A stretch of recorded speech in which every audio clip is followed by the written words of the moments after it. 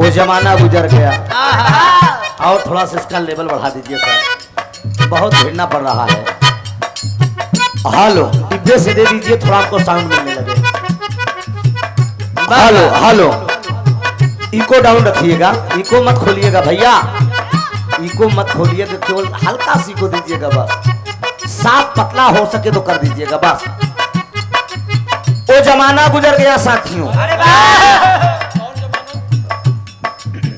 मर के भी इंसान का किरदार मर सकता नहीं, फन अगर जिंदा है तो फनकार मर सकता नहीं।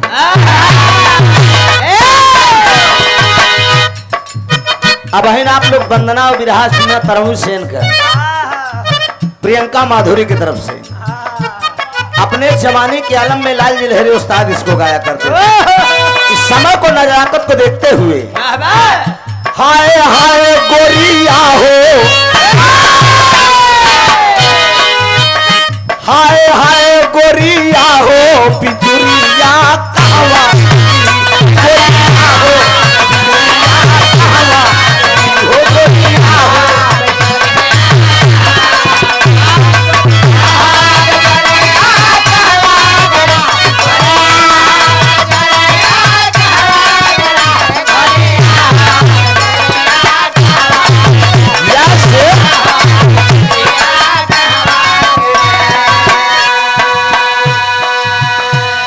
आप बतावा, ई लाइन मिलावा और ऊ लाइन मिलावा,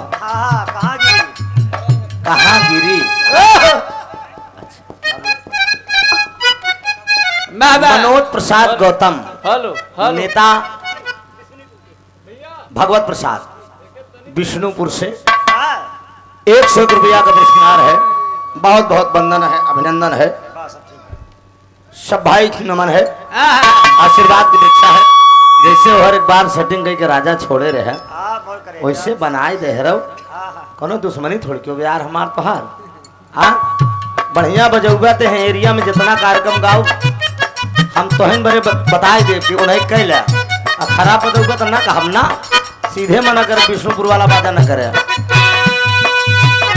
राम निहोर यादव आप विष्णु कला से 50 रुपया बाबू की तरफ से। दुर्गा भाई तो हैं मगर,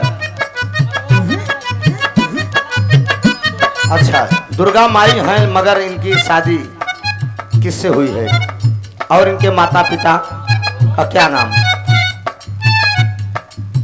50 रुपया का पुरस्कार बाबूलाल गौतम जी। विधिवत जाने को तो सरो सरगम को बोलावा करा करा, मिर्जापुर वाली के ललाई राम का लाइक टहरत किया है जवान, विधिवत बतावा हो जाए, सब मिल जाए, काहे टेंशन लेता है। दुर्गा का माई है हम बताए थे, तो दुर्गा ही है आज के दिन के।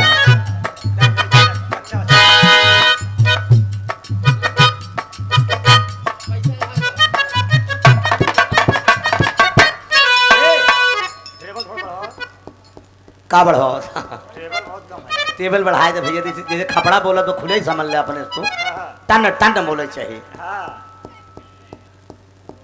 खुद ही ऑपरेटर है, समझे चाहिए काम हमें बतावें। नाम राजकुमार का बेटा सनी कुमार यादव है, गांव रूपीपुर से। 50 रुपया का पुरस्कार बा भैया का प्रणाम बा, आशीर्वाद की जमा ढोलिया तनी बढ़ाए दे राजा, बोलते ही ना आए बा। अरे बाप रे बाप, चला हम का बताइए, अब हम खुद ही हमारा डिस्टर्ब हो चुका है, हमार खुद दिमाग डिस्टर्ब हो चुका बार बार, कहां बड़ा खराब लागत है साला।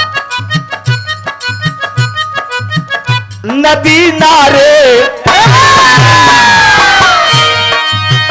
हाय हाय हाय, नदी नारे न जाऊं श्याम भैया परू, नदी नारे जाऊं श्याम भैया परू, नदी नारे।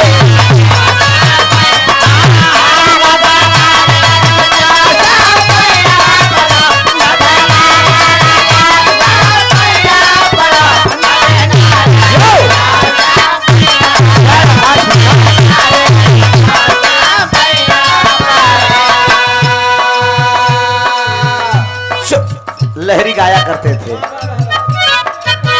हाय हाय हाय हाय रति कई। ये लहरी का लहरा था साथियों। जमाना गुजर गया, अब कोई नहीं होगा। लड़की उड़की तो खंगार देते रहे और का जैसे कपड़ा खंगारे कहे ये बच्ची कहे ये भाई कच्ची हो। जमाने की बात है। सीधे बताओ ये भाई भतरासिन बाटू ना। लाल जी लहरी जब से बिरहा गा रहा है तब से तुम चड्ढी पहन के टहलती रही। बाड़ी बिस्तुया सेरस नजर्रा है। बनारस बलिया आजमगढ़ छपड़ा भगुआ का कोई कलाकार मेरे आगे टिका नहीं। लहरी के लहरा के आगे भाव है साथियों। गाया करते थे हाय हाय चोरावन के, हाय हाय रतियन के। हमारी हाय हाय में निकला था वर्जनालिटी ये है। हाय हाय रतियन कई अधेरिया निकला गई हो। रतिया कई अधेरिया निकला गई हो। रतिया कई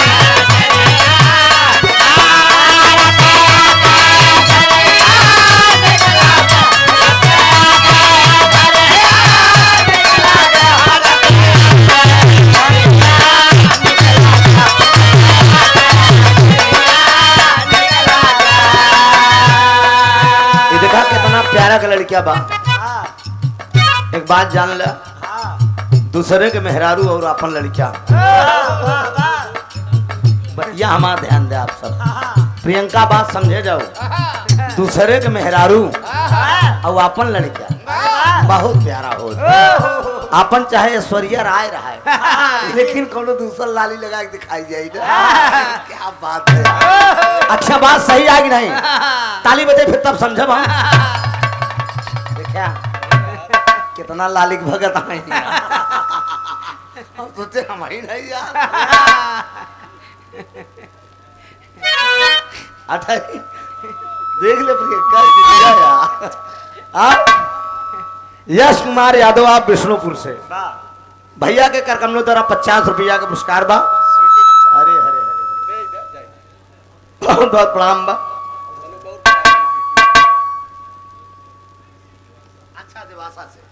देवासना से राकेश यादव बीडीसी साहब 100 रुपया का पुरस्कार यहाँ बात पर देते हैं। वही बतिया जवन रही पहले वाली उठलाली से रोटी। हाँ भैया का प्रणाम बा डॉक्टर साहब। रिमिका झिमिका पतारा पर सही जब रिमिका झिमिका पतारा पर सही तो सावन में कजरिया निकला हो। सावन में कजरिया निकला हो। सावन में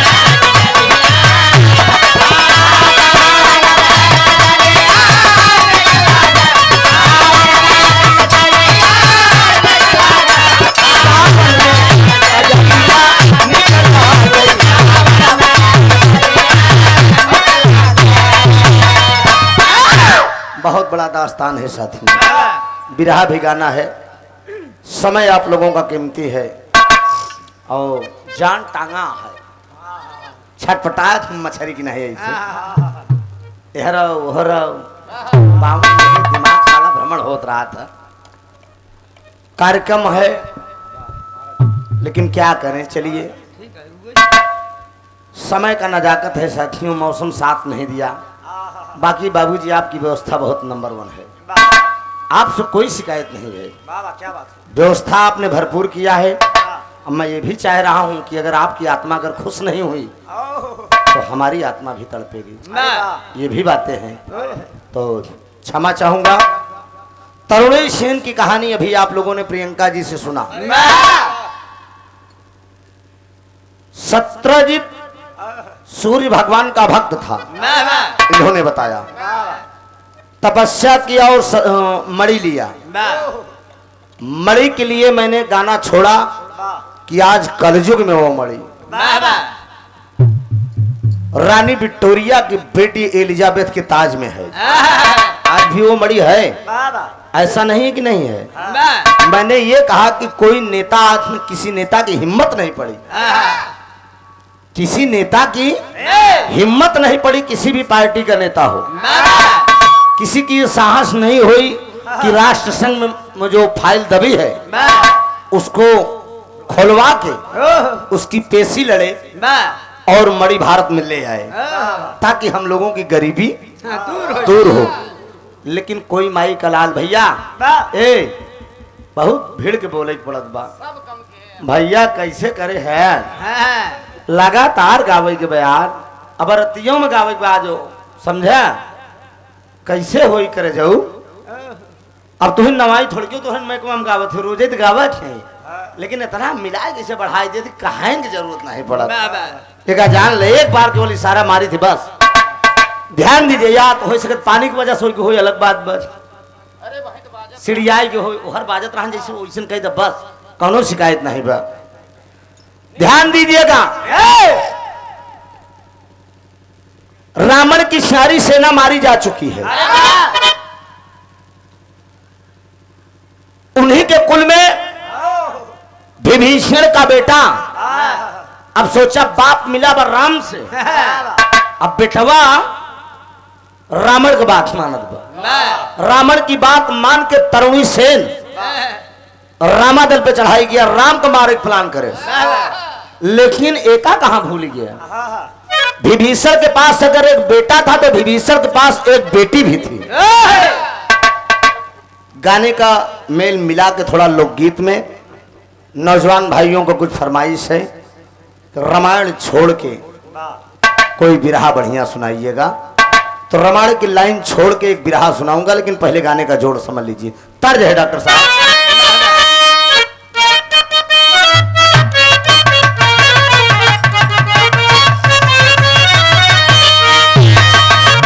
यह तरस के लाइन बा हाय हाय हाय हाय हाय अरे नई झुलनी के छैया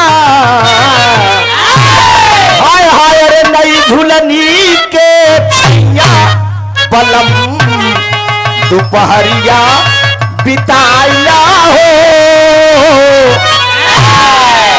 चैनल वाले भाई अभी प्रियंका ने संकेत दिया है बिरहा मत रिकॉर्ड करिएगा धुन तर्ज डाल दीजिएगा, हम तो छूट दे दिए हैं सब रिकॉर्ड करो, लेकिन किसी का चैनल अगर रद्द होगा मेरे गाने से तो ये कंप्लेन मेरे ऊपर मत करिएगा, इसलिए कि 8 चैनल मेरा खुद चल रहा है संगम लाल पटेल के नाम से, दोनों कैमरे ये मोबाइल और कैमरा मेरा है मेरे चैनल का, और आप अभी एक नौजवान चला को देख लीजिएगा नहीं चैनल अगर भ्रष्ट होगा, चूंकि मैं आज 10 दिन पहले ये व्यवस्था कर दिया हूं अपने चैनल पे, मेरा चेहरा अगर किसी के चैनल पे मेल हुआ वो चैनल गया, अब इसकी जिम्मेदारी मेरी नहीं, मेरे ऊपर कंप्लेन ना होना चाहिए, जो खा पिए तो भाई हरा रोजी रोटी वो चली जाए, केवल मेरा गाना मेरे चैनल पे के अलावा दूसरे चैनल पे नहीं मिलेगा, इसलिए कि आप लोग मेहनत करके स्टूडियो में बुलाइए, जब स्टूडियो में बुलाएंगे तो हमें पैसा देना पड़ेगा, ठीक। अब ये जिम्मेदारी आपकी है, आओ व्यवस्था कई दे है रोकी हाय हाय हाय अरे नई झुलनी के छैया बलमा दोपहरिया बिताया हो,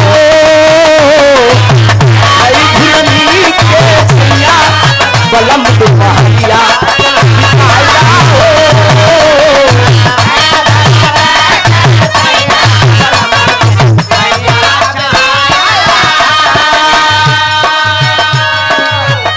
सेना मारी जा चुकी है, रावण अकेले बचा है, सुबह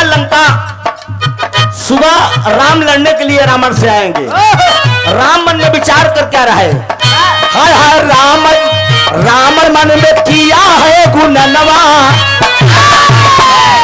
रावण मन में किया है गुणनवा फैले अद्भुत रचनवा, रावण मन में किया है गुणनवा फैले अद्भुत रचनवा।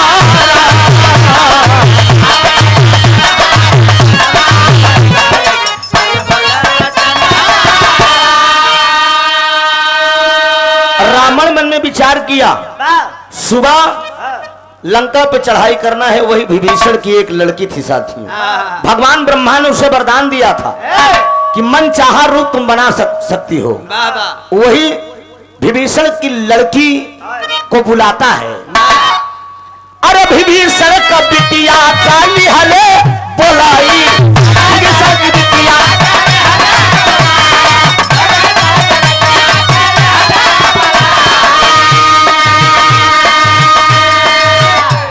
अरे राम दल में चली जाके खलबली मचाई, राम दल में जाके अब खलबली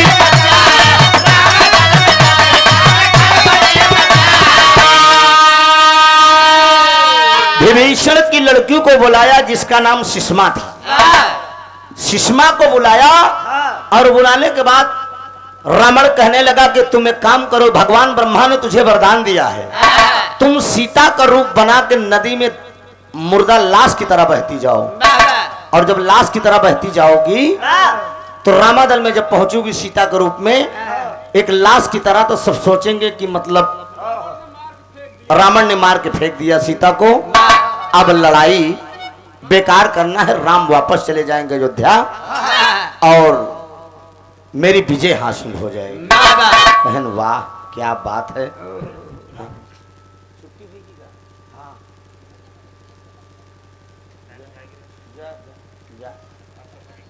अरे हम सुनाए जा, कोनो बात नहीं, जा मोर भैया। अरे हम तो चाहते जब कमेटी वाले छोड़ा था तो हमें कौन दिक्कत बा, हम गाय जितेंगे, जा बेटे जा, कोनो दिक्कत ना है भैया। कार्यक्रम दूर है इन लोगों का और अपना टाइम से यहाँ भी गए थे। सबसे बधाई के पात्र हैं वो कार्यक्रम आयोजक साहब जो कि छुट्टी दे दिए। चिंता न करिए, आप लोग बैठे रहिएगा, हम हैं, हम आपको एक बिरहा बढ़िया सुना के जाएंगे, चाहे 1.5-2 घंटा लगे, चाहे 2 घंटा हम गा किल्ले गावे मरी, लेकिन हम गा के जाएंगे। रात में कार्यक्रम मेरा भी है, इनके गुरु आ रहे हैं बक्सर ओम प्रकाश जी, यही हेतापट्टी के पास, हम भी जाएंगे, लेकिन 2 घंटा गा के तब जाएंगे आप लोगों के बीच में सेवा करके। अठई यादव जी की तरफ से 51 रुपए का पुरस्कार, बहुत बहुत प्रणाम है। बाल गोपाल मित्र मंडली आनापुर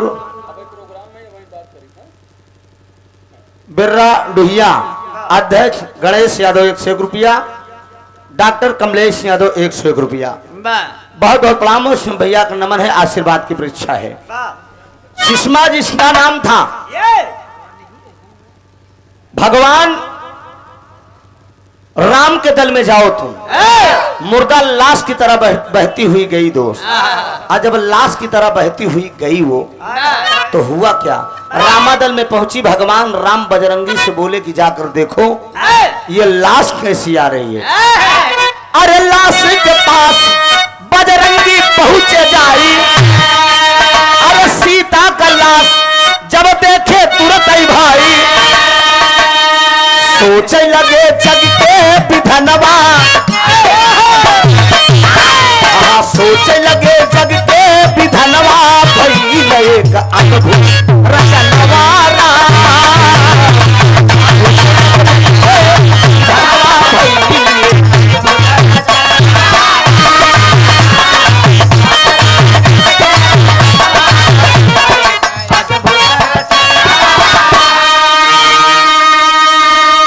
विचार किए साथियों। बजरंगी जी पहुंचे, अब पहुंचने के बाद आपस में विचार किए, भगवान राम से जाए के बता दिए कि प्रभु सीता माता को जो है मार के रावण जो है नदी में फेंक दिया। प्रभु राम जब देखते हैं जानकी का रूप, तो वही बोल दिए कि लड़ाई लड़ना बेकार है, जब जानकी दुनिया में नहीं है तब क्या करेंगे, चिता लगवाते हैं राम और उस माया रूपी सीता को चिता पे लेटाते हैं। तब ले बजरंगी को याद आया, बजरंगी को याद आया कि धारा के विपरीत ये लाश आ रही थी, धारा इधर बह रही थी, लाश इधर से आ रही थी। सोचिए, यही बात बजरंगी जी कहने लगे कि रुकिए प्रभु, मुझे ऐसा लग रहा है इसमें रावण की कोई चाल है, रावण मायावी है, ये सीता नहीं है। जा ले हम जानते। सुजीत सुजीत लटक ले है ना एक साथ है इनका जाओ ए सूरज दौड़ के जा लल भैया जौन कुछ बात जा जाओ ब्लॉक है तो सुजीत बनना तू लटक निकल रहा अब हमारे साथ ना पड़ा चक्कर में हाँ का मतलब है ध्यान दा बजरंगी को शंका हुआ बजरंगी को शक हुआ और बजरंगी कहने लगे कहा प्रभु रुकिए इसमें कोई चाल है वही चिता पे लेटाई गई जी सुषमा तो बजरंगी जी बोले कि तुम साफ साफ बताओ तुम कौन हो और कहां से आई हो तुम्हें कौन भेजा है नहीं मारे बे गदा बिना मारे मर जाओ सुषमा सोचे दिबे कि मार तो जाएंगे भैया अब ऐसे भल बकरीन दे नहीं तो चिता पे लेटाइन दे आए अगर आगे छुआई दे तो हम बच्चा बनना सुषमा बताने लगी और तुरंत चिता से उठकर बैठ गई कहने लगी अपनी बजरंगी बोले कि तुम अपने असली रूप में आओ तुरंत असली रूप में आई जब विभीषण जी देखे कि ये मेरी बेटी है वही सवाल कर दिए विभीषण कहा बेटी तुम इतना घोर पाप क्यों किया माता सीता को रूप धर के तुम चली आई कहन क्या करूं पिताजी हम आने से मना कर रहे थे लेकिन रावण बोला कि अगर नहीं जाओगी तो म्यान से तलवार निकाल कर तेरी गर्दन काट दूंगा सुषमा कहा जब मरइन के बाद तो काहे न चली भगवान के हाथ में मर जाए वही विभीषण बोल दिए कहा कि प्रभु की जो इच्छा हो वो सजा तुमको दो मुझसे मतलब नहीं। वही भगवान राम बोले कि सुनो विभीषण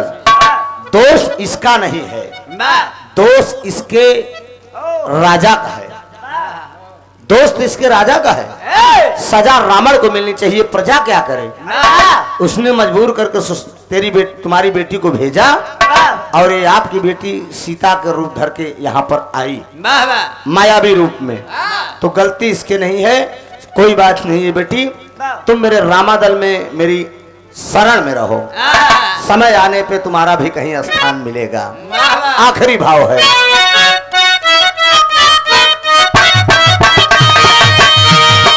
हुल्लुर दादा तज के गईले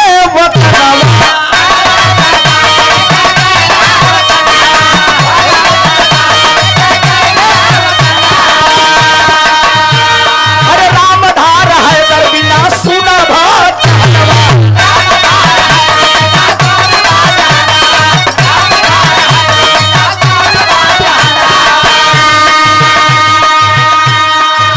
आदरणीय मोतीलाल यादव सपा नेता ग्राम रूपीपुर के नाती राजू यादव खोवा वाले ग्राम अब्दालपुर सराव प्रयागराज एक गाना गाने का निवेदन कौन सा समाजवादी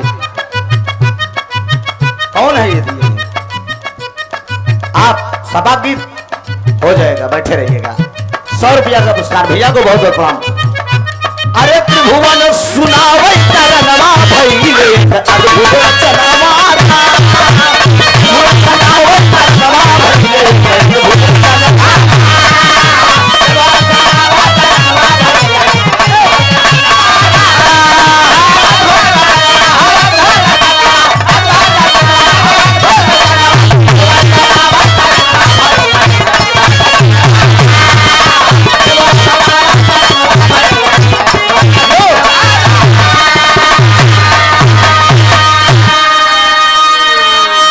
आइए एक बिरहा नायम 60 कट में ना गाओ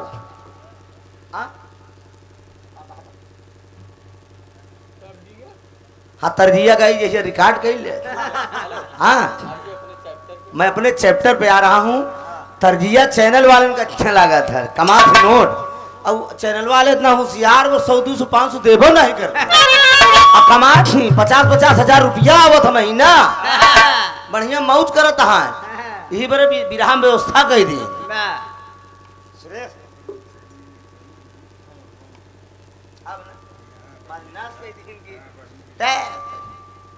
इतना बढ़िया समय से तू प्रोग्राम लिखाए रहा तीनों जने प्रियंको लाइन पर रहे हम आप तीनों जने लाइन पर रहे हैं डेट मर्जी से दिन चला जाए जिन बुलाया अब हमारे मर्जी से बुलाया जवान लड़की बोलोगे हम डांट के बैठा रहा बैठ इस बुलाई थी।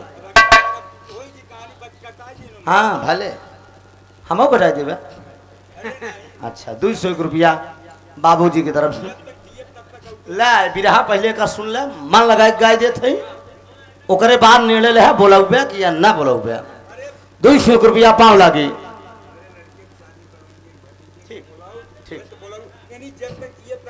बारे बाबूजी क्या बात है एकदम ताली बजाए तो भैया आ रहा है। ठीक भाई बहुत बहुत धन्यवाद। मेहनत करे चूके ना चाहिए लड़की है ये अंगरा घंगरा दिखाई नहीं हर बार करी ना करी ये यही बड़े चपोड़ के बैठबे के रहती। हाँ हराम खोर है नाश कर दी। आवा आइए बिरहा पर आप लोगों को ध्यान ले सुना। रामायण महाभारत दादा बहुत सुने यहाँ एक बिरहा सुन ले हम कुछ नौजवानों बैठा है ना लेडीज गायिका जरूर चली गई लेकिन कम आनंद हमा नहीं आई। बिरहा हमार दावा बा बिरहा हम गावत जात जना एकदम साक्षात वीडियो देखा था ऐसे फिल्मांकन चली देखा एक बुढ़वा का कैसे घोटाला भा। देखिए बहुत मार्मिक कहानी बिरहा हास रस से श्रृंगार रस लेते हुए करोड़ रस का बैराग की तरफ बिरहा जाएगा।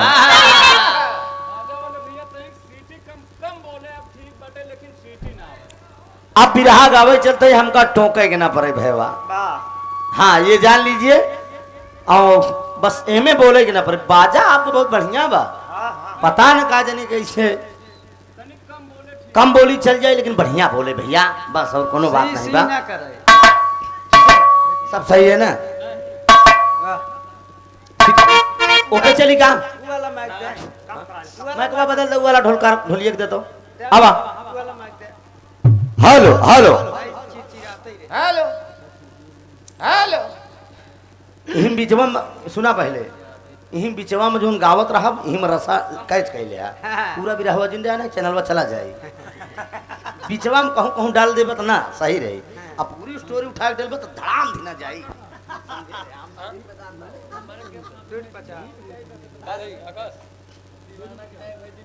वही कही हमका सब पता है गाजीपुर में 5 चैनल रद्द भा ये आप जान ले। हाँ देश वाला ने लिया था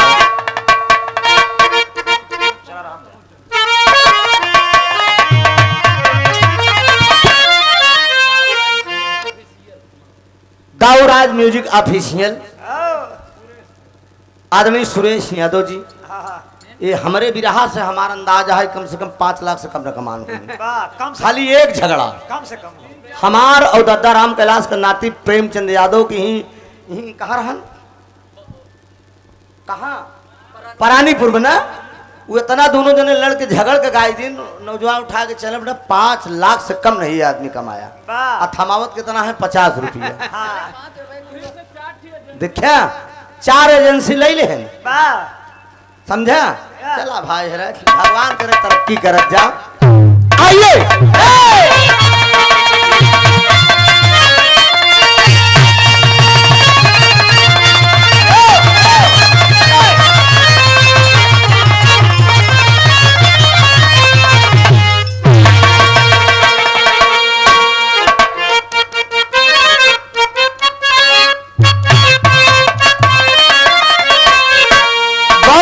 भूमिका पे अरे पुत्र ही माता ममता के सागर बने माँ के आंचल में बेटे का संसार है माता के दूध की कीमत अनमोल है कर सके क्या अदा कोई बेकार है पुत्र का भी है कर्तव्य अरे माँ के लिए नेक ईमान से माँ की सेवा करे अरे नाम उसका अमर जग में हो जाता है हर ईमान के खातिर जो नर मरे,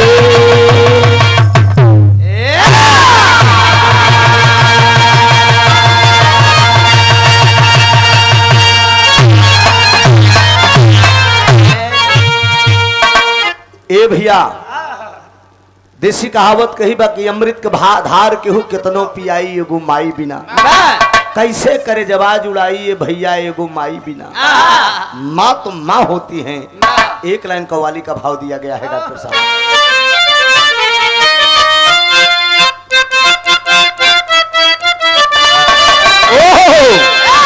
बलिया के परशुराम यादव जी के गावत थी बड़े अंदाज से। अरे उठो मुसलमान, उठो मुसलमान, अरे उठो मुसलमान, अभी मेरा आज नहीं।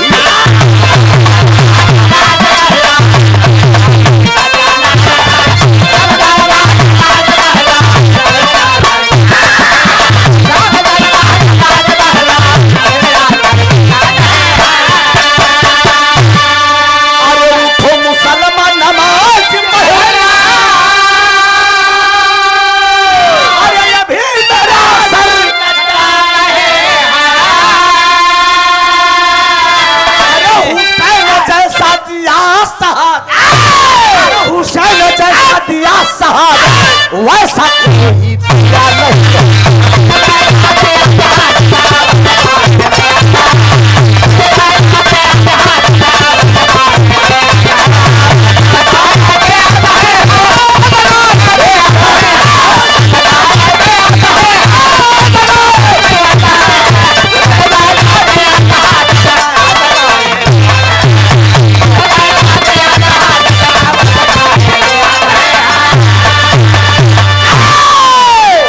करेंगे पढ़े लिखे विद्वान भाई यहाँ पर बैठे हैं। ये माइक की आवाज आप लोगों को सुना रही है कायदे से, साफ एकदम, कम तो नहीं सुनाई दे रहा है? साफ सुनाता ना आप लोगों का? यहाँ तो बिल्कुल नहीं सुनात बा, यहाँ तो अजीब सा लग रहा है। रिटर्निंग आपकी कमजोर है। रिटर्निंग समझ रहे हैं? गायक जो गाए उसकी आवाज एकदम क्लियर लौट के आए पास में, उसी को रिटर्निंग कहते हैं। तब तो अच्छा लगता नहीं, बहुत मेहनत लगती है यार। समझ रहे हैं? ये व्यवस्था हो तो कर दीजिए।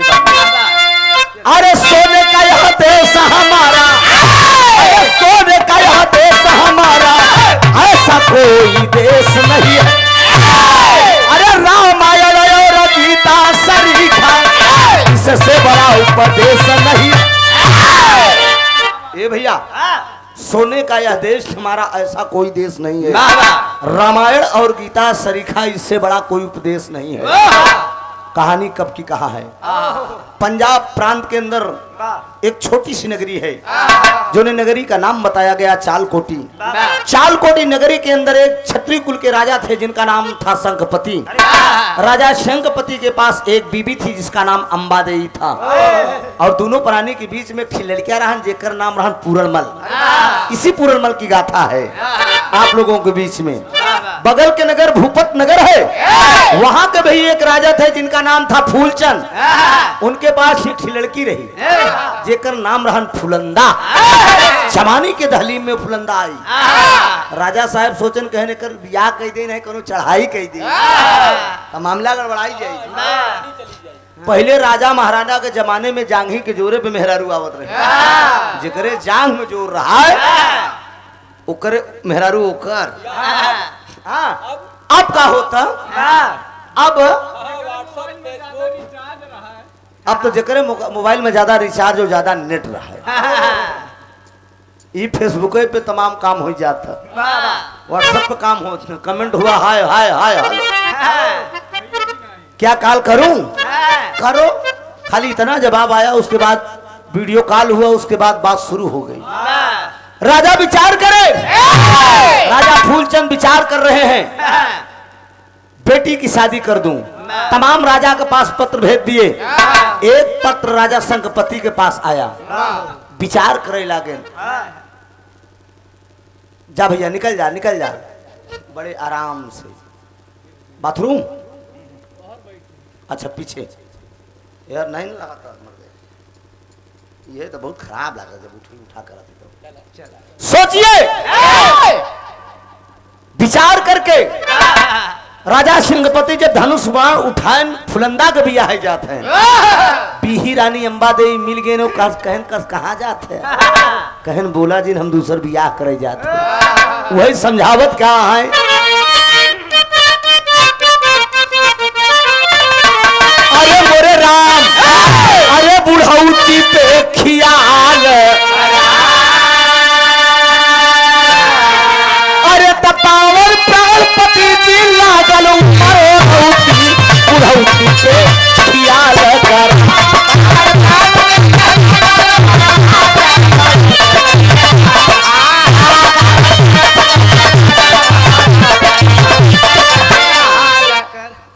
पावन प्राण पति जी लागल उमर और उठी बुढ़ौती पे खियाल करा कहा चौथे पन में शादी कर तान हमारे गासन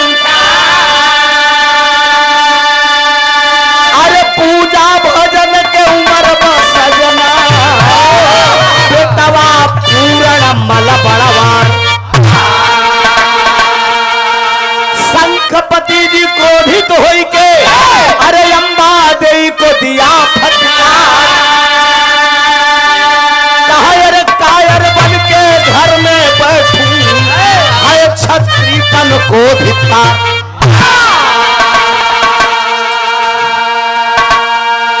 रानी अम्बा देवी रोक रही है लेकिन राजा शंखपति नहीं मान रहे दो धनुष बाण उठाए और स्वयंवर में आ गए एक ऊपर चक्र है चक्र के अंदर एक मछली है नीचे कड़ाही में कड़ू का तेल खौल रहा है देखे के बाद नीचे निशाना ले के बाद ऊपर मछली के बाई आंख में जोन राजा निशाना लगाई दे वही के साथे बिया रानी राजकुमारी फुलंदा इसे गुलाबा में हाथ डाए हाँ आज मऊप्या ऐसे गुलाबा में हाथ डाए एकदम अंगड़ी ऐसे करे एकदम तड़तड़ात एकदम खड़ी है तमाम अजोरिया की नहीं एक खड़ी बा और तमाम लौंडा एकदम मुस्टन बाडी बनाई बढ़िया बढ़िया बाडी बनाए के बैठे रहे कहन यार राजकुमारी बड़ी जोरदार बा लेकिन धनुष मार ले ठाकुर श्याम सिंह राजा शंखपति बुढ़वा जान के नहीं के नंबर पहले लगाए दे बुढ़वा जान के बुढ़ा जान के नंबर लगाए थे लेकिन फुलंदा कहा हे भगवान देखिए करे हाथे हमार जवानी न जाए हाँ ये बुढ़ौना कहा थे लेकिन बुढ़वा में बड़ा दम होता है जान ले जमन बुढ़वन में बा हाँ खाली तू सब देखा में कहो राजा शंखपति धनुष बाण लेकर बाबूजी देखत है नीचे निशाना लेत है और देखत देखत निशाना लेत लेत लेत लेत लेत लेत मारे निशाना एकदम फिट हो गया जितना लौंडा टाइप का राजा रहे सब मुँह बाई दे बुढ़वा तो सबका नंबर ही खत्म कर दे अब बढ़िया एकदम 16 साल का लड़की कैसे हाथ पकड़े लिया के चल दे जब लिया के चल दे तो तर्ज का भाव डॉक्टर साहब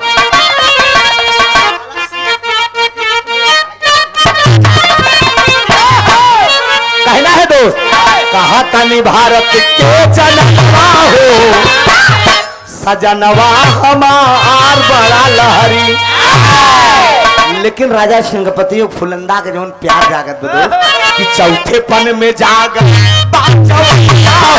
लगा छोटी रानी से लगा चौथे पन में जाग हो लगा छोटी रानी से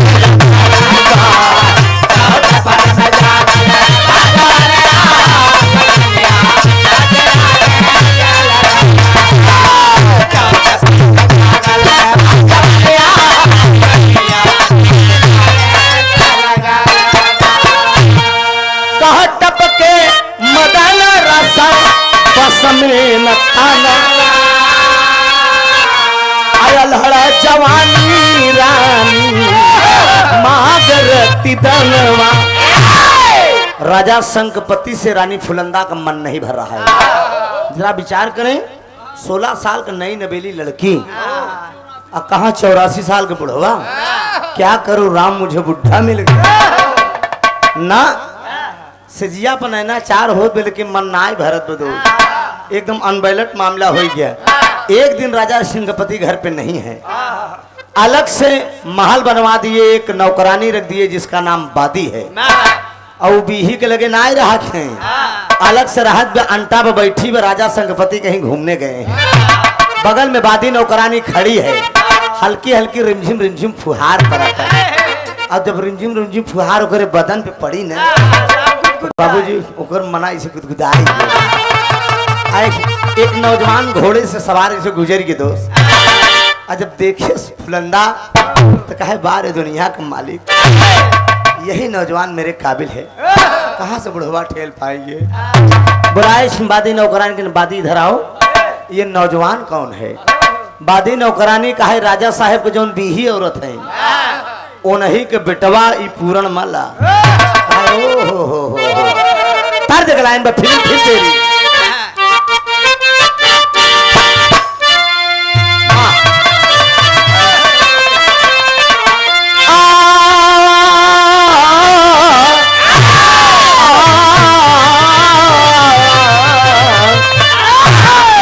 अरे दिल देता है, अरे दिल देता है, रो रो दुहाई किसी से कोई प्यार ना करे।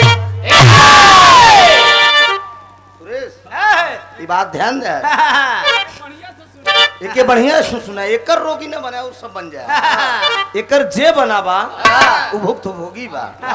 कहना है दोस्त, अरे दिल से माना है, अरे दिल से माना है, बेटवा चाहे भाई मिला दिल से माना है, बेटवा चाहे भाई मिला बेटवा चाहे भाई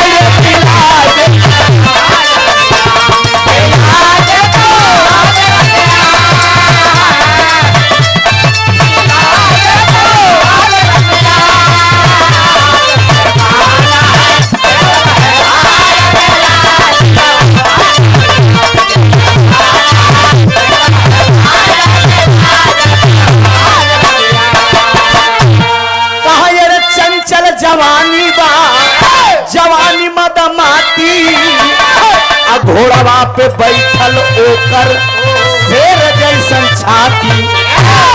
अरे जरा बुलाओ ना रानी साहिबा, अरे आपका दिमाग खराब है, अरे ये आपका बेटा है, काहे चाहे बेटवा हो चाहे जे हो, खाली बुलाए के तो लिया बस।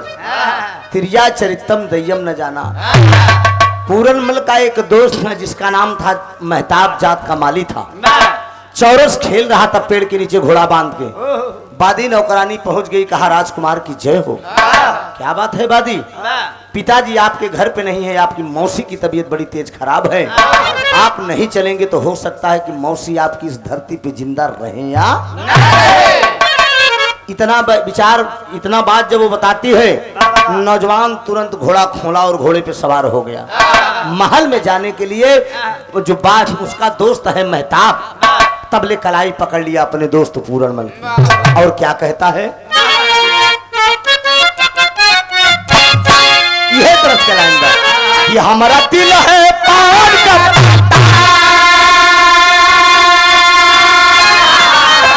हमारा दिल है पान का, अरे गोरी इस पे लगा दे चूना कट्टा, अरे जरा खाई भी मीठा पान गोरिया। लेकिन बाबूजी वो मेहताब क्या कह रहा है कि मेरी बात मान लो भैया, कि मेरी बात मान लो भैया, अरे नहीं बीमार महल में मैया, अरे नहीं बिचवई महोई मजधार रहिया। सोचिए, मेरी बात मान लो भैया, नहीं बीमार महल में मैया, नहीं बिचवई महोई मजधार रहिया। अरे माँ बीमार नहीं है भैया, मेरी बाएं आंख फड़क रही है, ऐसा लग रहा है कि मुझे होनी और अनहोनी लग रही है। कर वो कहता है जैसे घर में मोरी मैया, जैसे घर में मोरी मैया वैसे मौसी भी मोरी मैया। अरे नाही बिचवई महोई मजधार नैया। सवार हो गया घोड़े पे, दोस्त की बात को ठुकरा दिया। और जब दोस्त की बात को ठुकरा कर घोड़े पे सवार हो गया, आगे आगे नौकरानी बादी चली जा रही है, पीछे पीछे राजकुमार पूर्णमल चला जा रहा है। जवानी बड़ी अंधी हो जब आवत है तो एकदम चुकड़त की चली आवत, इतनी अंधी होता। ये हराम खोरी फुलंदा जमाने के दहलीम में है। घोड़े पे सवार राजकुमार उतरा है, महलों में प्रवेश किया, एकदम बढ़िया सिंगार पटार कई के बैठी। अब वही पहुंचा, कहा है मौसी माँ के चरणों में है पूर्णमल का प्रणाम, किस कारण बुलवाया मौसी, क्या है मेरा काम। बादी ने जाकर बतलाया मौसी है भी यहाँ और कुछ नजर आ रहा, अब खैर करे करतार। मौसी तू ठीक हो ना? बादी जाए के बताया कि मौसी की तबीयत बड़ी तेज खराब बा। कहा हाँ हाँ पूरण हम एकदम ठीक है, एकदम बढ़िया है। बैठ जा बैठ जा बैठ जा, हमरे पहले बैठ जा। बैठा ले, कहा हे पूरण काहे तुमको रुका, काहे तुमके मौसी कहा था? अरे मौसी ने कही तो कहा कही, कहा था ना अरे तोहर नाम लइके, अरे तोहर नाम लइके नाम लइके नाम लइके, अरे तोहर नाम लइके छोड़ा है जमाना, तोहर नाम लइके छोड़ा है जमाना, तोहर नाम लइके छोड़ा है जमाना। कहा नहीं जाए मोखे, कहा नहीं जाए मोखे, सखियों का ताना, तोहर नाम लइके छोड़ा है जमाना, तोहर नाम लइके छोड़ा है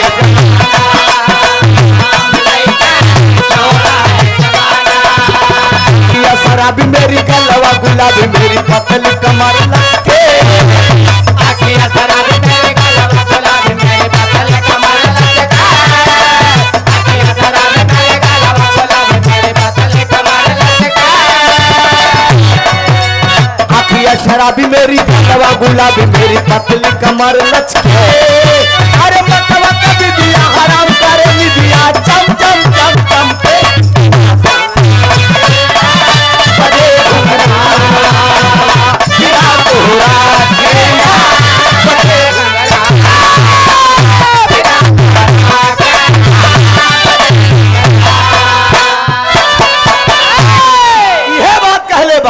अरे दिल है दीवाना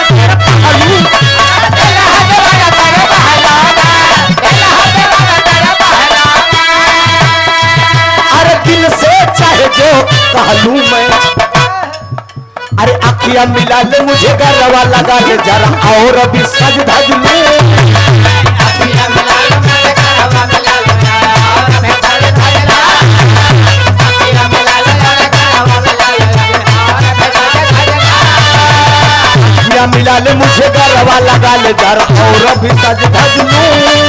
अरे मतवा के भी दिया हराम करे नी दिया चम चम चम चम पे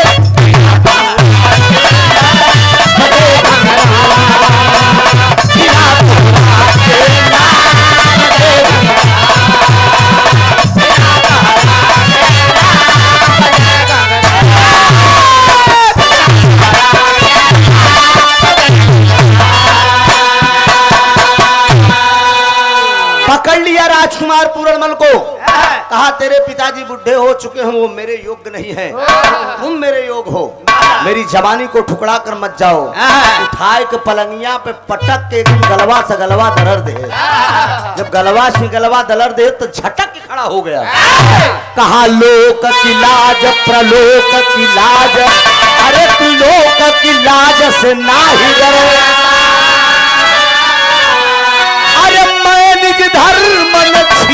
कराऊं, चाहे कोटि सहस प्रजनन करे तू। हरामखोरिन, बीमारी का बहाना करके तुम यहाँ तक मुझे बुलाई हो। मेरे पिताजी जीत कर लाए हैं स्वयंवर से, तो तू मेरी माँ हुई। तेरे ऊपर भूत चढ़ा है इश्क का, जवानी में आ गई हो, माँ बेटे का रिश्ता तुम भूल गई हो। मैं तेरा बेटा हूँ। कहा अगर बात ना मानो पूरा पड़े तुम्हें पछताना।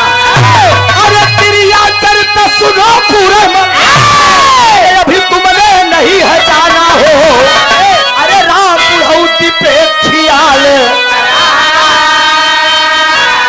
अरे मान ला बात पिया से जी पे चला फिर पूरा बहन समय बा मान जा। अरे ठुकरा के मेरे प्यार को, अरे ठुकरा के मेरे प्यार को तुमने बुरा किया।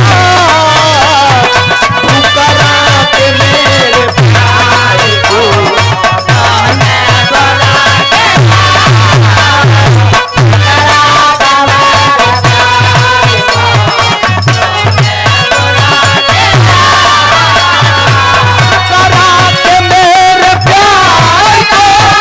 तुमने बुरा किया।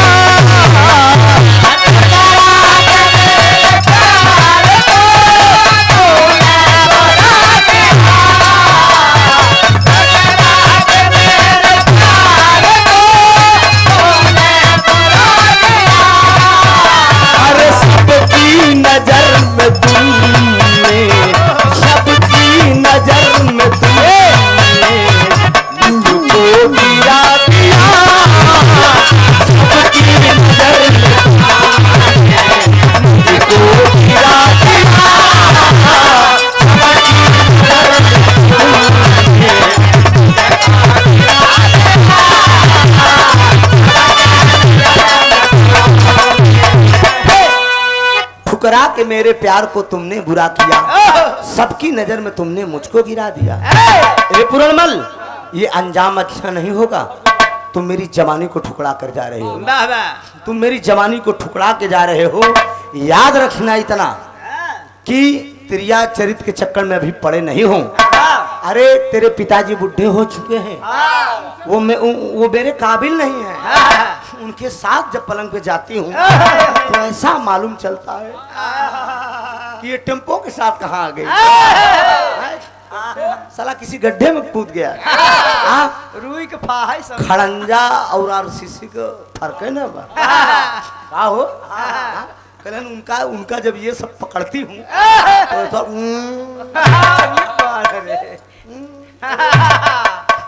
पूरणमल कह रहा है तब क्या करूं। कहा तेरा भरा भरा है, छाती गदगद है। याद रख लेना मेरे नौजवान भाइयों, दिल कभी किसी से लगाया नहीं जाता ना, ये अपने आप लगता है। भले बादले कोई दरिया का पानी, अरे भले बादले कोई दरिया का पानी, मगर ये जवानी बाधी न जाए। मेरा दिल दीवाना सनम तेरे ऊपर, और खुदा भी झुका है जवानी के आगे। ये करे आगे अच्छे अच्छे झुक गए, समझे। बड़े बड़े ऋषि मुनि के कंठी धराई गए। हाँ खाली एक बार टीप टाप जहाँ मारी कहा कोका बेली है सही भाई लपेटू की नहीं कहीं है ही सही। सोचिए वो फुलंदा कह रही है मेरी जवानी को तुम ठुकरा के चले जा रहे हो, ये अच्छा नहीं कर रहे हो। झटक के चला गया वो। जब झटक के चला गया तो झटका में खतरा का हो गया। ओकर फेड़ा है कटार वही पलंग पे छूट गया। जब पलंग पे छूट गया बादी नौकरानी आए कहे कस कुछ काम बना। का बना कहें झटक के चला गया। कहें छुच्छे एकदम। कहा रानी अब तो गड़बड़ हो गया, राजा साहब से बताई दे तो हम मारी जाबे। बादी से वो फुलंदा कहती है कि तुम चिंता मत करो, ये फुलंदा का दिमाग है, समझा।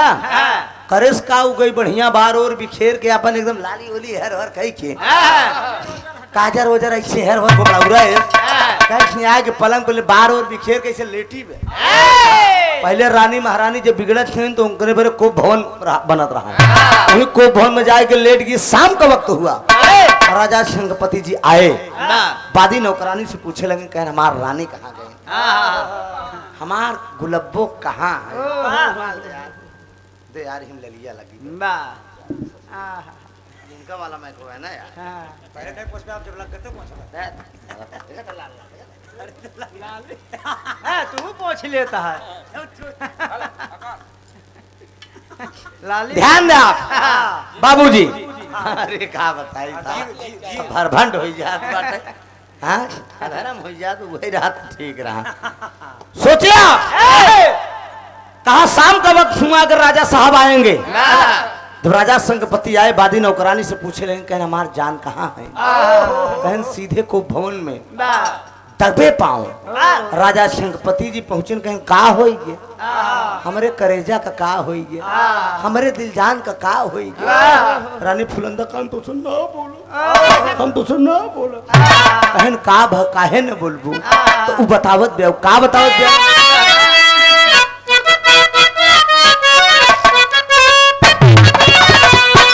यह कहा था कि अरे राजा साहब तोहरे बेटा उना के अरे राजा साहब तोहरे बेटा उना के अरे बिगड़ल चलनिया हमारा के माग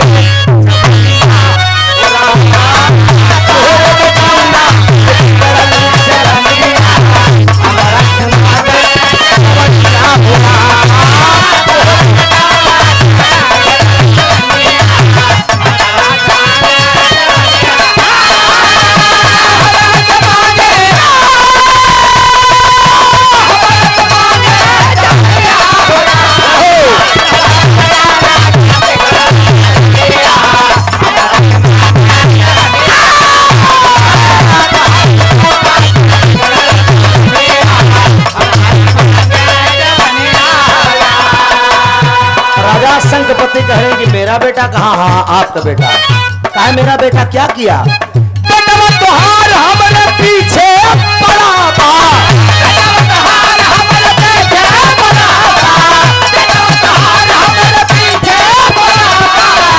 अरे पढ़ के दीवार हमारे पीछे खड़ा हो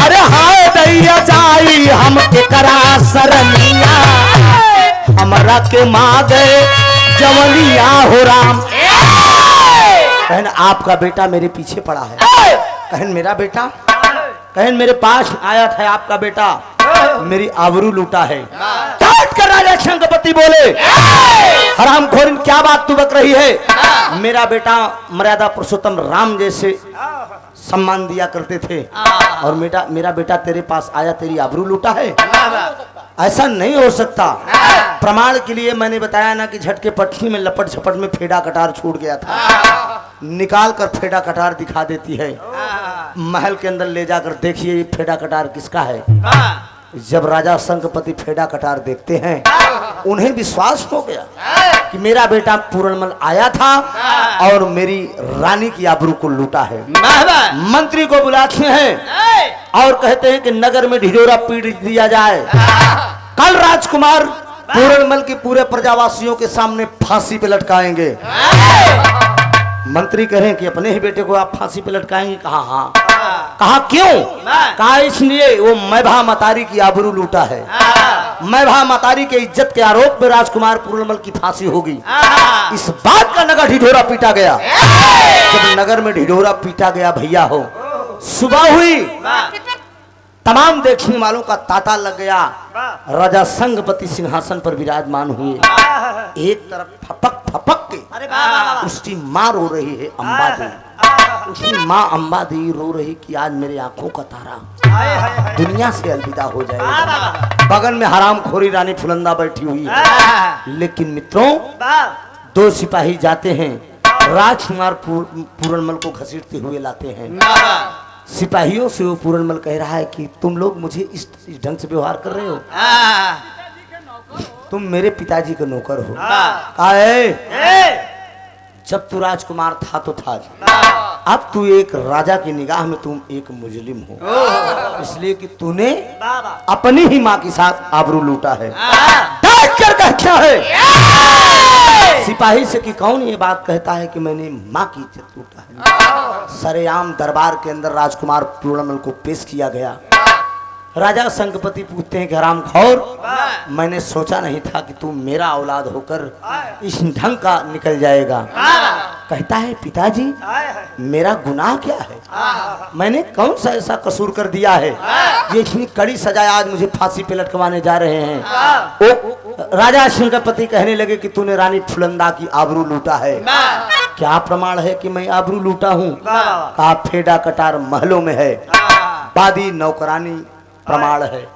बादी नौकरानी भी कहती है कि हाँ राजकुमार जी आए थे। फांसी के फंदे पे वो जब जाने लगा बाबूजी, उसमें नगरवासियों से एक बात कहता है, संदेश देता है। क्या संदेश देता है?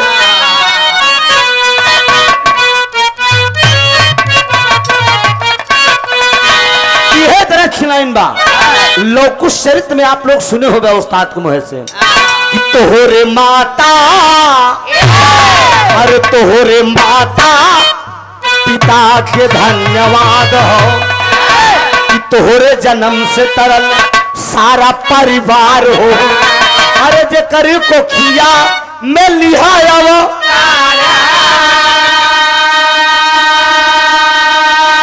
अरे भाग्यवान तोहरे जैसन औलाद हो। तोहरे माता पिता के धन्यवाद हो। ए भैया, लेकिन राजकुमार पूर्णमल जब फांसी पे जाने लगा, सारे नगरवासियों से कहता है कि मैं रहूंगा, अरे मैं रहूंगा, रहूंगा न होगा, न होगा, मैं रहूंगा, रहूंगा न होगा।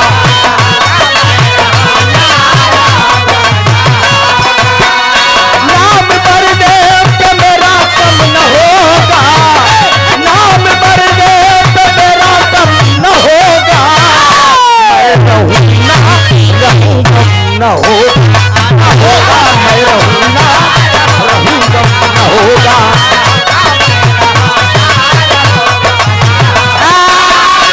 नाम मरने पे मेरा कम न होगा, नाम मरने पे मेरा कम न होगा।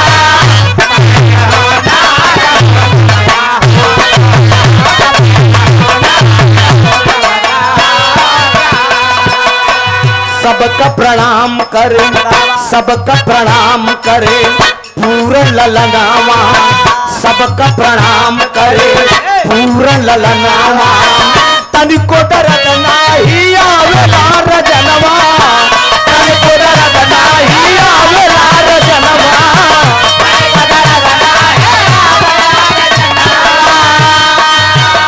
नाम दुनिया से कभी कम न होगा, नाम दुनिया से कभी कम न होगा। मैं रहूंगा, रहूंगा होगा, मैं रहूंगा।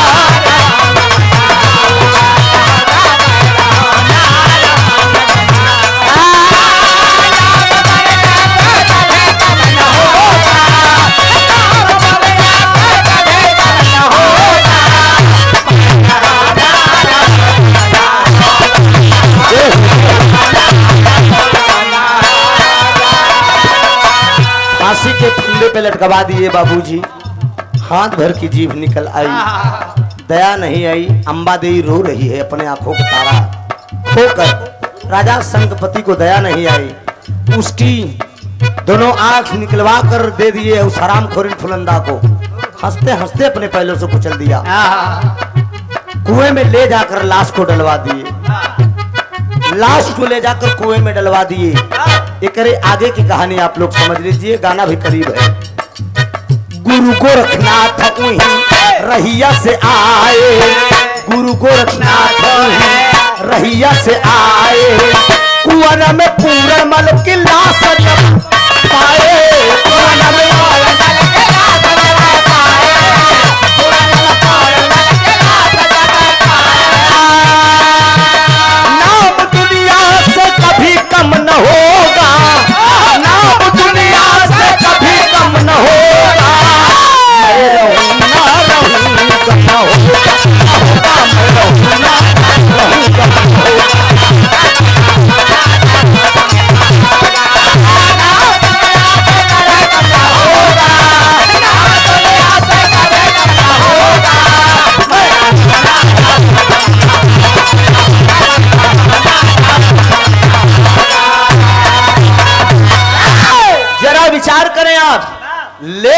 उसकी लाश कुएं में डलवा दिए। हाथ भर की जीभ निकल आई बाबूजी, ये बतिया ही छोड़ दा। लेकिन समय का चक्र बीतता गया। एक दिन गुरु गोरखनाथ जी नगर में भ्रमण करने के लिए आए। जब नगर में भ्रमण करने के लिए गुरु गोरखनाथ जी आए, राजा शंखपति रानी अंबादेवी के बीच में कोई संतान नहीं हो रहे थे। राजा शंखपति और रानी अंबादेवी को गुरु गोरखनाथ जी अपने मंत्र द्वारा इस बालक को दिए थे। वो गुरु गोरखनाथ का शिष्य था, गुरु गोरखनाथ का चेला था। और इसी बीच में जब भ्रमण करने के लिए निकले हैं, चालकोटी नगरी में जब पहुंचे हैं बाबूजी, तो मन में विचार कर रहे हैं कि क्यों न मैं अपने शिष्य से मिलता चलूं। मंत्रोच्चारण किया तो मंत्र ये बता रहा है कि आपका शिष्य बेकसूर प्रिया चरित के चक्कर में मारा गया। हाय हाय हाय हाय। गुरु गोरखनाथ जी अपने मंत्र के सहारे से उस कुएं के पास पहुंचे। लोगों को बुलाते हैं कि भैया क्या इस कुएं में कोई लाश है क्या?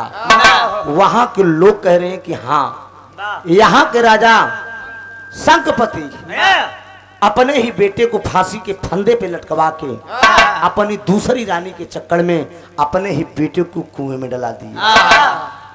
क्या नाम था उसका? गुरु गोरखनाथ पूछ रहे हैं। लोग बता रहे हैं कि उसका नाम पूरणमल था। गुरु गोरखनाथ लोगों से कहते हैं क्या उस लाश को आप लोग निकाल सकते हैं? टाइट कर लोग कहते हैं अरे साधु क्या ढोंग किया है? लाश के अंदर बदबू आ गई होगी, सड़ गई होगी, निकलवा के तू क्या करेगा? लेकिन गुरु गोरखनाथ कहते हैं कि अरे भैया निकालना हो तो लाश को आप निकाल दीजिए। आखिर में कुछ समझदार लोग थे, वो कहते हैं कि आखिर में साधु लाश निकालने की बात कर रहा है, लाश को निकाल दिया जाए। लोगों की मदद से लाश निकाली गई।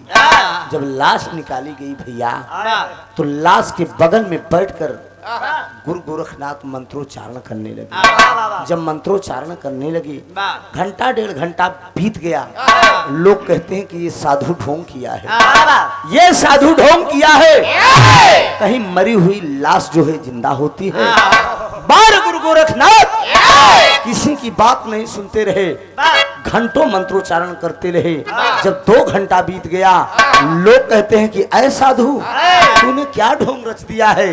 इतने में बार गुरु गोरखनाथ तमा के गुस्से में उठते हैं। उठने के बाद मंत्रोच्चारण करके गंगा जल छिड़कते हैं। छिड़कने के बाद खींचकर एक चाटा मारते हैं। एक चाटा मारने के बाद लाश को पकड़ के बड़ी तेज से झकझोरते हैं। जब लाश को झकझोरते हैं बाबूजी, तो गुरु की कृपा से उस लाश के अंदर जान आ गई। वो बालक दूसरे जन्म में वो जिंदा हो गया। जब जिंदा हुआ उठा, तो गुरु गोरखनाथ इशारा करते कि बेटा देख मेरी तरफ, मैं कौन हूँ, पहचान जरा। तो कहा देख तेरे संसार की हालत, देख तेरे संसार की हालत, क्या हो गई भगवान, तना बदल गया इंसान, तना बदल गया इंसान, तना बदल गया क्या हो गया भगवान, तना बदल गया इंसान, तना बदल गया। सूरज न बदला, चाँद न बदला, सूरज न बदला, चाँद न बदला, न बदला आसमान, कितना बदल गया इंसान, कितना बदल गया इंसान, कितना बदल गया इंसान। सूरज न बदला, चाँद न बदला, न बदला आसमान, कितना बदल गया इंसान, कितना बदल गया इंसान।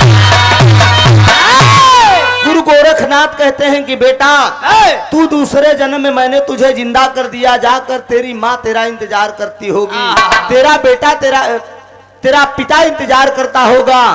लेकिन वो पूरणमल कहता है कि नहीं गुरुजी, गुरु गोविंदो खड़े काके लागों पाए, बलिहारी गुरु आपकी गोविंदियो बताए।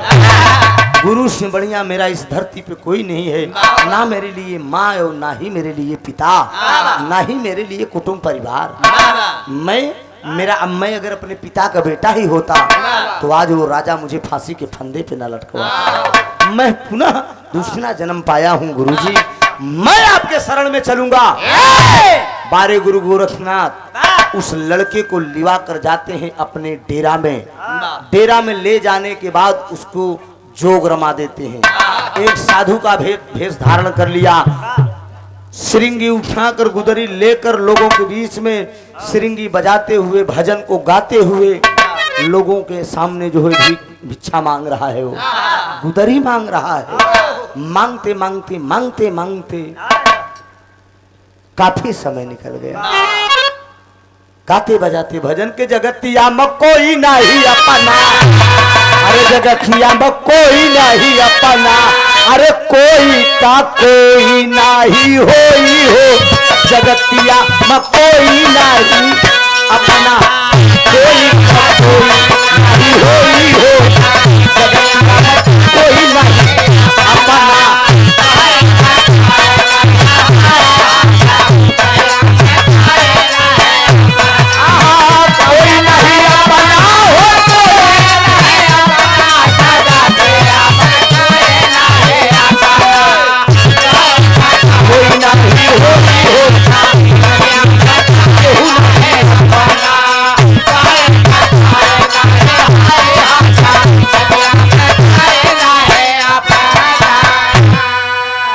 दुल्हन चलत की दई है रोई हो, जगतिया में कोई नहीं अपन। संसार में किसी का कोई नहीं है भाई, अरे कोई अपना कहाने वाला नहीं, कोई अपना कहाने वाला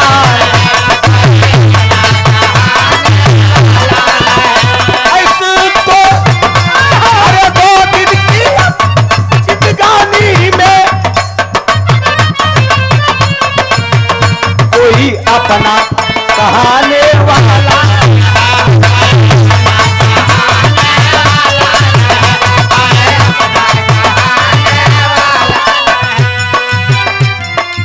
की जिंदगी में, ये माया की नगरी है, 2 दिन की जिंदगी में कोई अपना कहाने वाला नहीं, पूरा संसार ये मतलबी है।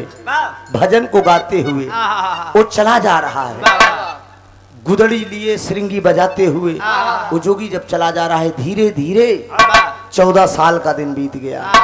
एक दिन उसके भंडारे का समय आ गया।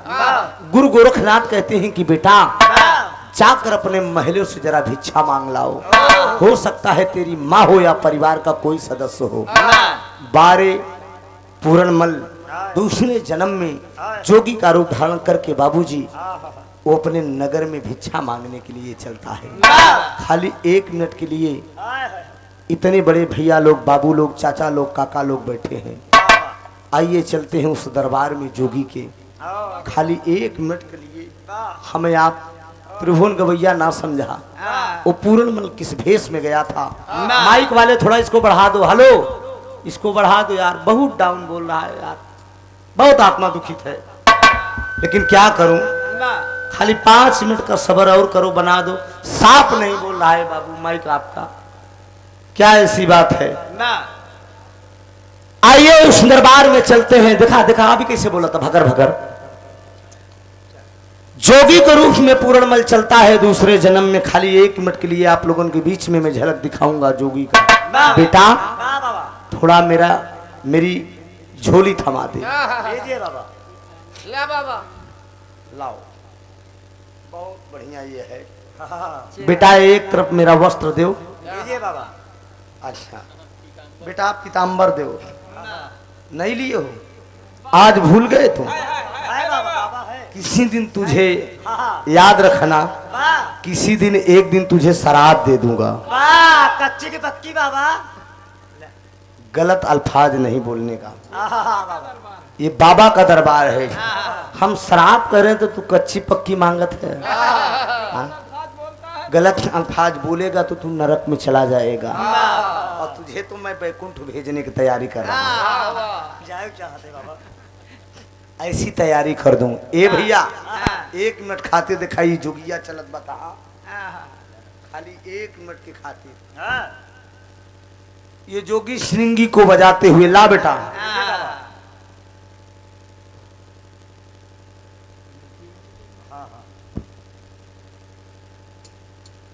ये रुद्राक्ष का माला पूरा उठा ला।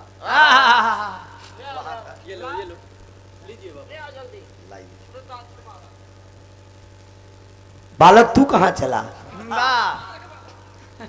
बाबा डेर मारा भगा है। मैं ऐसा बाबा हूँ, मेरे तपो से न जाने कितने चेला टिके और कितने चले गए। भाग गए। देख लीजिए आप लोग के सामने। आप लोगों के सामने प्रमाण है। एक चेला मेरा गड़बड़ा गया। बाबा खाली बाबा का वो भी पीतम्बर दे दे। इसको भी धारण करो, रहने दूं आज। चलो इसको तुमको मंत्रोच्चारण करके दे दूंगा। ला बेटा। हाँ। बालक ये रुद्राक्ष का मेरा माला है। वाह। ए भैया गौर करेंगे, 5 मिनट के खातिर हमें आप त्रिभुवन गवैया ना समझा। वो जोगी है पूरनमल, दूसरे जन्म में जोगी का धुर। यूट्यूब पर भी मेरी आवाज में ये बिरहा मंच पे कई जगह आप लोग सुने होंगे। सर्च करेंगे मेरे चैनल पे तो मैं कई मंचों पे गाया हूँ। नेपाल हो, सूरत हो, पंजाब हो, गुजरात हो, लुधियाना हो, बॉम्बे हो, विदेशों से मेरे पास फोन आता है कि जो जोगी का बिरहा आपने पूरनमल का गाया है। पहला भाग तो आपने गा दिया है, दूसरा भाग भी गाने की कृपा करिए। बहुत जल्द आप लोगों के बीच में दूसरा भाग भी YouTube के माध्यम से रिकॉर्डिंग करके भेजूंगा। 10 रुपया, 5 रुपया, 2 रुपया, 100 रुपये, 50 रुपये। सुरेश जी, इस दरबार में जितने भाई लोग बैठे हैं 100 रुपये, 50 रुपये, 10 रुपये, 20 रुपये लोग पान और गुटखा खाकर थूक देते हैं, सिगरेट पीकर धुआं उड़ा देते हैं। लेकिन ये जोगी आया है आप लोगों के दरबार में, मैं किसी से भीख नहीं मांग रहा हूँ। अभी तो आप लोगों ने जितना पुरस्कार दिया तो दिया, लेकिन ये जो आप जोगी के झोली में डालेंगे, ये किसी गरीब को दान देने का काम करूंगा, या तो किसी धर्म स्थल पे, किसी मंदिर पे ले जाकर इसको मैदान कर देता हूँ। वो जोगी चलता है भजन के गाते हुए ऐसे।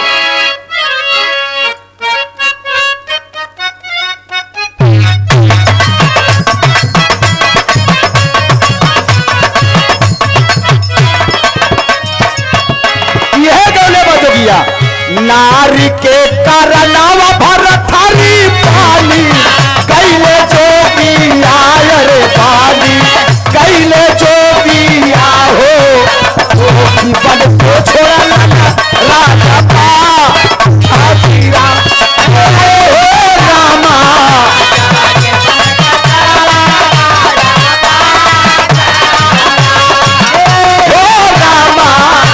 जोगी बन के छोड़ा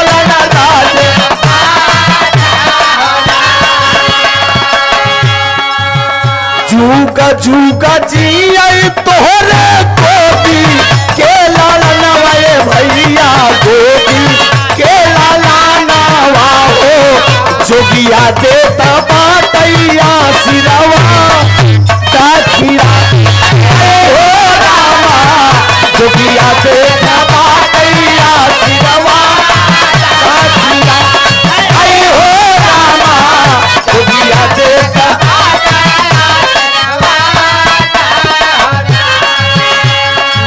जूगा जिया तू ही गोदी के लाला नवाए बाबू, गोदी के लाला नवा हो सुखीरा है तोहरा परिवार हो रामा, सुखीरा है तोहरा परिवार हो रामा।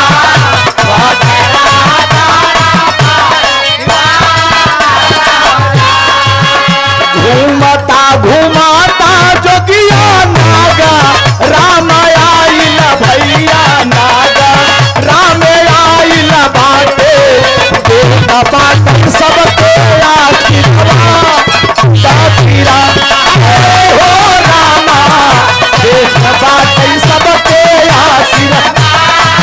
जय हो जय हो।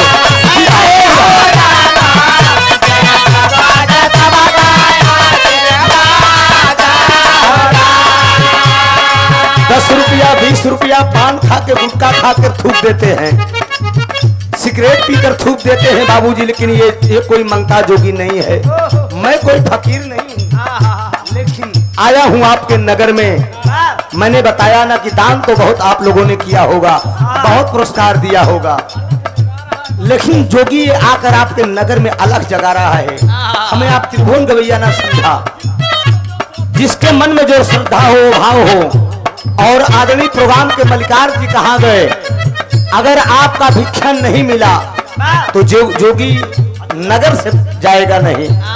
याद रख लेना, आपके नगर में जोगी आ गया है। मैंने पहले ही बताया, किसी गरीब को या किसी असहाय की मदद करने में ये पैसा काम करता है।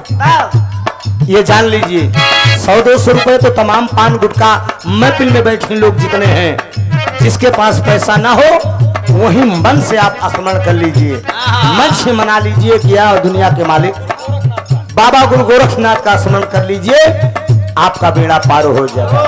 घूमता घुमाता जोगिया आइला, बाबा वाला ये भैया आइला, बाबा वाला हो सिरा तोहरा पारीवा रातीरा हो रामा।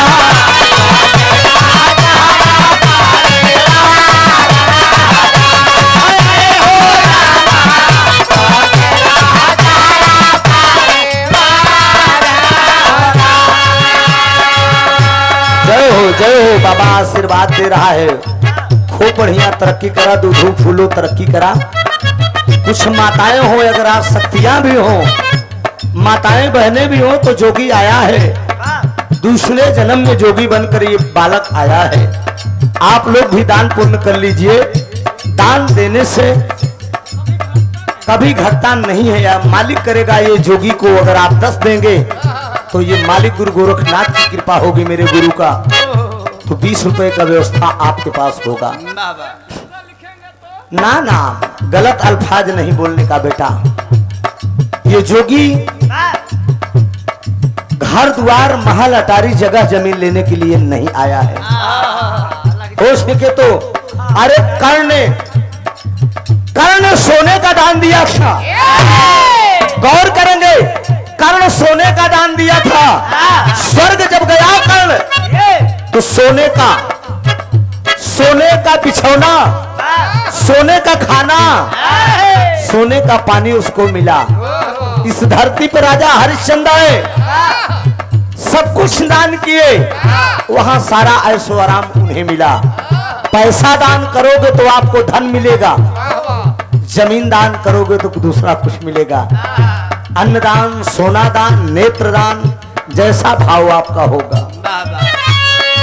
किडनी दान करोगे तो आपको मोक्ष मिलेगा बालक, अगला जन्म आपका सफल हो जाएगा। घूमता घुमाता जोगिया आइला, बाबा वाला ये भैया आइला, बाबा वाला हो। ए भैया, अरे बाजा वाले भैया, अरे ये जोगी आया है, कुछ झोली में पड़ेगा। मैं कोई मंगता फकीर नहीं हूँ। जोगी आ गया है आपके नगर में।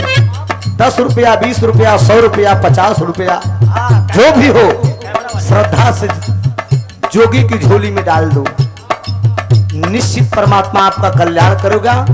मेरे गुरु गोरखनाथ के आशीर्वाद से दूधो फलोगे। झूमता घुमाता जोगिया आइला, बाबा वाला ये भैया आइला, बाबा वाला हो सिरा तोहरा पारीवा रातीरा हो रामा।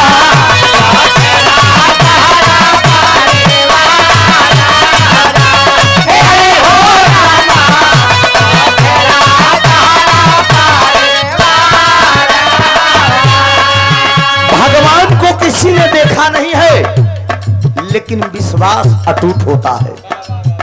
एक पत्थर की मूर्ति पे आप लोग पूजा करते हो, क्यों करते हो? विश्वास ही है बाबू। मन में अगर किसी प्रकार की शंका होगी तो मन भटकता रहेगा। एकाग्र करके सोचिए जरा, जोगी पहुंचा हुआ है।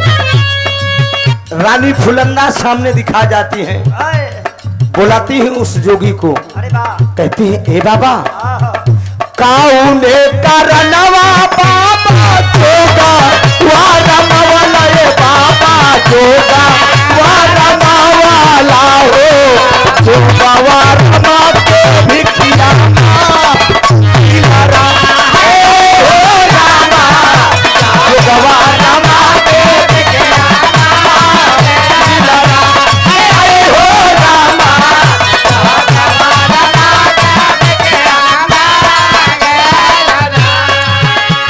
रानी फुलंदा पूछती है कि हे बाबा आपने जोगी का रूप धारण क्यों किया है?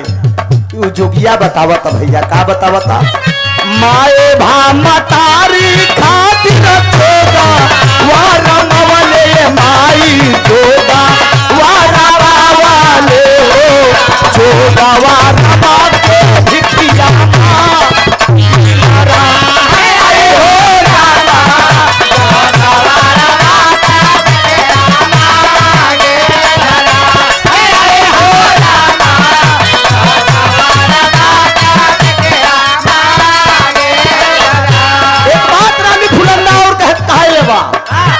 जानम तमाउतिया काहे भैले नाला लावा हो भैले नाला लावा हो जोगी बन के द्वारे गैला गिरा हो रामा जोगी बन के द्वारे गैला हो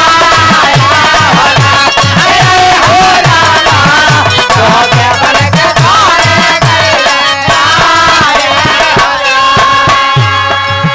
मैं भा मतारी के खातिर मैं जोगी का रूप धारण किया हूँ, लेकिन रानी फुलंदा कुछ समझ नहीं पाती है बाबूजी। वो जोगी आगे बढ़ता है, दो सिपाही खड़े हैं, सिपाहियों से पूछता है कि भैया एक माँ रहती थी बुढ़ी, क्या ये जिंदा है कि खत्म हो गई? आपस में बात ही कर रहे थे बाबू। सिपाही से पूछ रहा था जोगी, लेकिन बारे माँ तो माँ होती है बाबू। वो अंधी माँ अपने बेटे को पहचानने में देर नहीं लगाई, कहती है कि बेटा तू मेरा पूरनमल है, दूसरे जन्म में तू जोगी बन के आया है ना, लाल मेरे सामने। जोगी कहता है कि नहीं माँ मैं तेरा बेटा नहीं हूँ, मैं तो एक जोगी हूँ, हो सके तो मुझे तू भिक्षा दे दे माँ, हो सके तो तू मुझे गुदरी दे दे माँ, केवल इतना मेरा मांगन है माँ। लेकिन तब ले सिपाही लोग बताते हैं कि इसकी आंखों के सामने इसका जवान बेटा फांसी के फंदे पे लटक गया। तब से ये जिसको समझती है सबको अपना बेटा समझ बैठती है। लेकिन ए भैया तबले मतारी के जिद के आगे, मतारी के जिद के आगे आखिर में उस जोगी को भेद खोलना पड़ा। बार बार अम्बा देवी कह रही है बेटा मुझे पूर्ण विश्वास है तू मेरा बेटा है। कुछ भी कहा नहीं माँ मैं तो जोगी हूँ, कहा नहीं तू दूसरे जन्म में जोगी बन के आया है, ये मुझे विश्वास है। आखिर में वो जोगी भेद को खोला, कहा हाँ माँ मैं दूसरे जन्म में जोगी बन के तेरे दरवाजे पे आया हूँ, मुझे भिक्षा दे दे।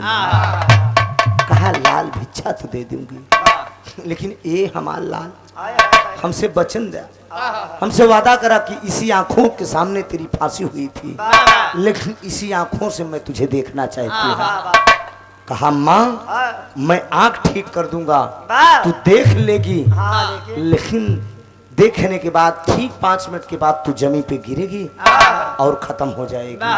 कहा ठीक है बेटा मैं खत्म हो जाऊं मुझे मंजूर है, लेकिन एक बार मैं देखना चाहती हूँ अपनी भर निगाहों से तुझे।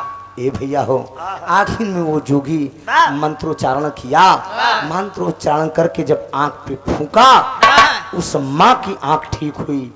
जब माँ की आंख ठीक हुई तो दोनों माँ बेटे, लेकिन एक वचन दिया कि माँ इतना याद रखना आंख से आंसू नहीं गिरना चाहिए। इस बात का वचन लेते हुए दोनों माँ बेटे उसी राज दरबार में आपस में गले लगते हैं बाबूजी, लेकिन माँ का कलेजा पिघल गया।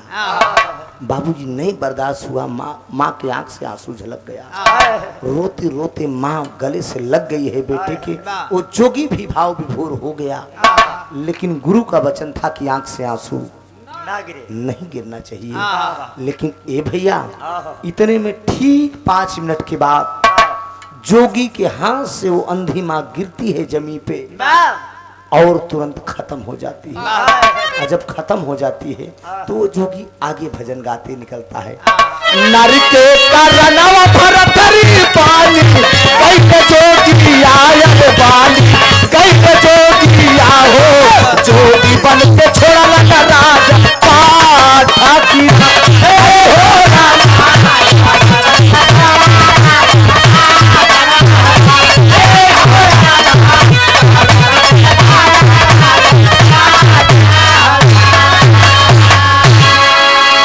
वो जोगी जब आगे बढ़ता है, ये खबर जब राजा संगपति को मिली है, मेरा बेटा पूरनमल दूसरे जन्म में जोगी बनकर आया है। अंधे हो चुके हैं पुत्र की याद में रोते रोते गम में बाबूजी। लेकिन राजा संगपति हाथ जोड़कर उस जोगी के सामने खड़े हो गए।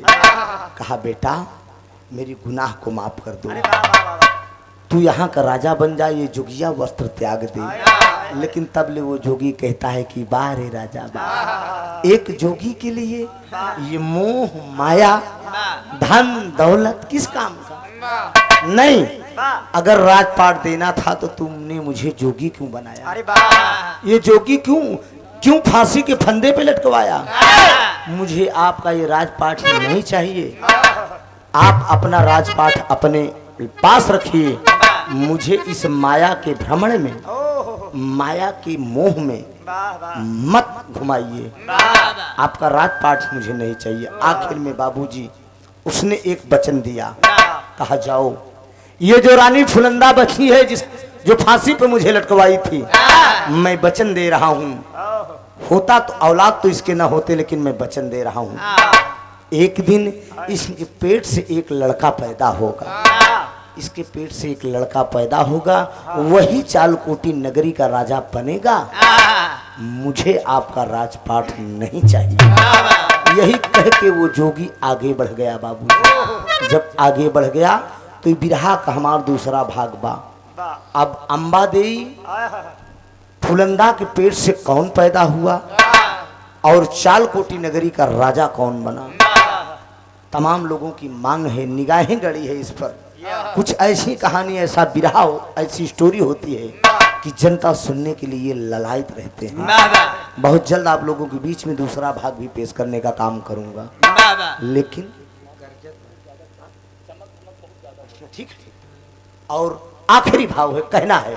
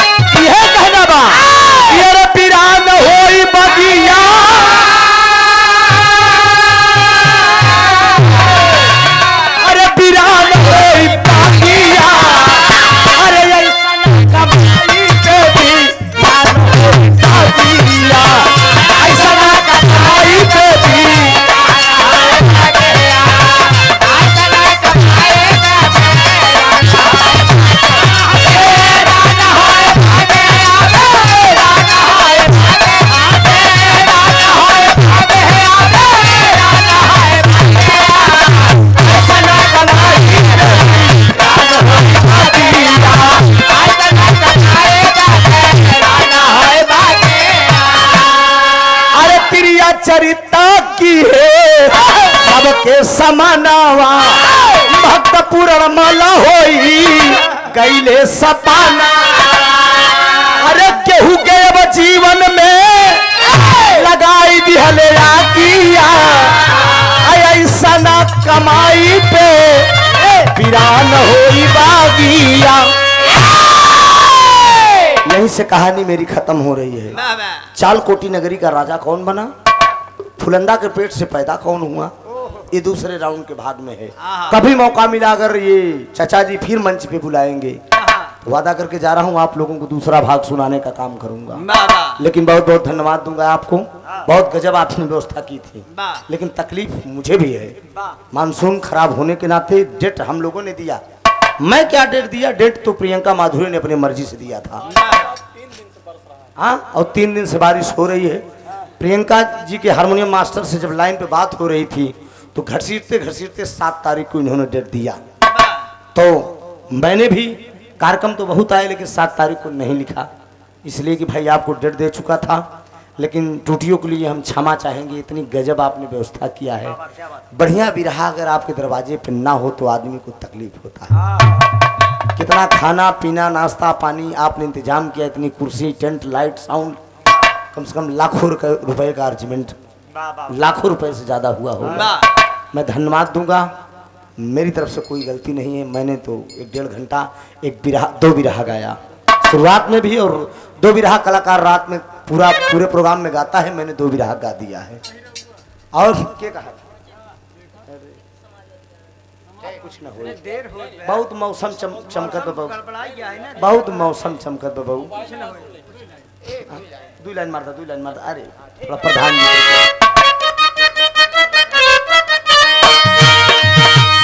अब की भगाना है चोर चाई को, अच्छा सिला दिया तूने मेरे प्यार का, अरे प्यार में ही लूट लिया घर यार का।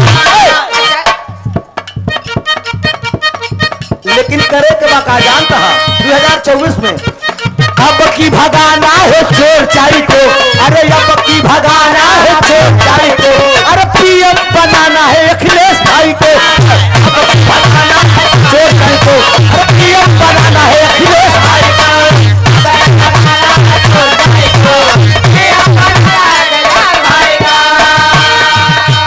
धन धन और लैपटॉप भी दिलाएंगे,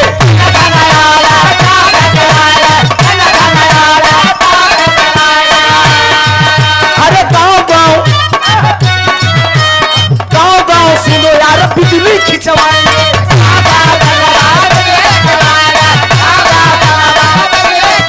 अरे अब की भगाना है चोर चाई को, अरे अब की भगाना है चोर चाई को, अरे सीएम पीएम बनाना है अखिलेश भाई को।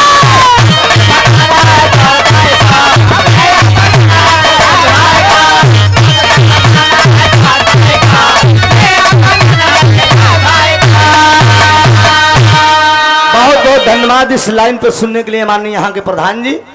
आपके करकमों द्वारा 100 रुपया और 100 रुपया हमारे भाई ने देकर सम्मान किया है समाजवादी गीत पे।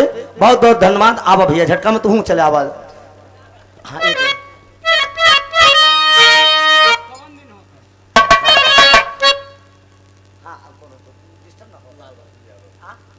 लाल बहादुर यादव जी 50 रुपया भैया का प्रणाम आवे। अरे कवन दिन हो तई, अरे अखिलेश भैया कवन दिन हो तई।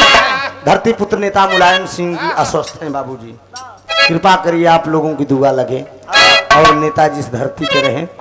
आजादी के बाद आखिर कोई माई कलाल नेता पैदा नहीं हुआ कि नेता शब्द किसी के आगे लगा हो। चाहे 2 बार मोदी जी प्रधानमंत्री बन गए, लेकिन नेताजी कोई नहीं कहता। किसी शख्सियत का जिसका सम्मान स्वर्गीय अटल बिहारी वाजपेयी जी माना करते थे कि नेताओं में जो मुलायम सिंह के पास दिमाग है शायद किसी के पास हो। क्या समझ, नाती से लेकर बेटे से लेकर बहू से लेकर एमएलए एमएलसी हैं, पूरा खानदान। हर कोई माई कलाल इतना बड़ा राजनीति खड़ा कर सकता है। बहन मायावती जी भी अपने आप को वकालत की है, लेकिन पूरा परिवार में भाई भतीज सब लोग पड़े हैं, चाहे तो अपनी पार्टी मेंटेन कर देती है, लेकिन अपना उल्लू सीधा करने में सबको दबो दिया। मुलायम सिंह रहे या न रहे, लेकिन उनका नाम अमर रहेगा।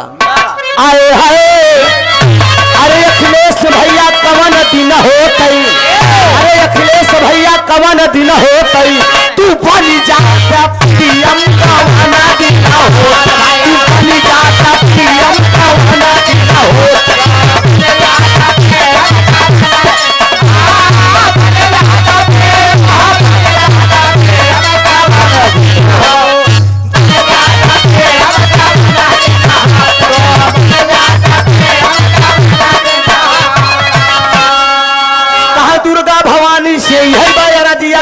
भैया कहा मरे तू सुनीला गरजिया, कहा गरीबन का मदद की हर जब तू सीएम का वाला बिना हो, तू बन जाता पीएम का वाला बिना हो, तू बन जाता पीएम का वाला।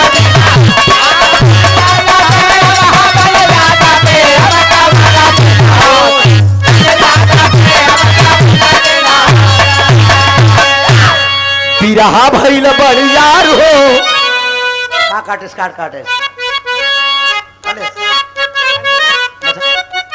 बिरहा भइल बड़ियार हो। विष्णु बिरहा भइल बरियार हो विष्णुपुर कई धरती भइल बरियार हो विष्णुपुर कई धरती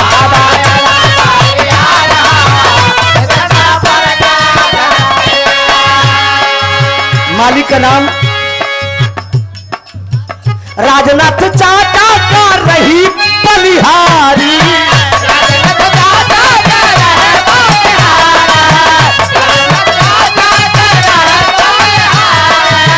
प्रधान जी अब जदुइया दिहल डाली प्रधान जी हो जदुइया दिहल डाली सुखी रहा तोहर संतान हो ए विष्णुपुर कई धरती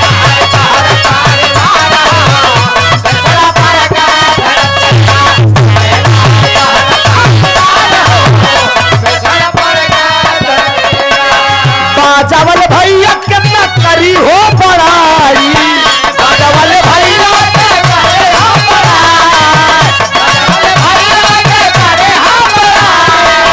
बिरहा में बाजा खूब बढ़िया हो बजाई बिरहा में बाजा खूब बढ़िया हो बजाई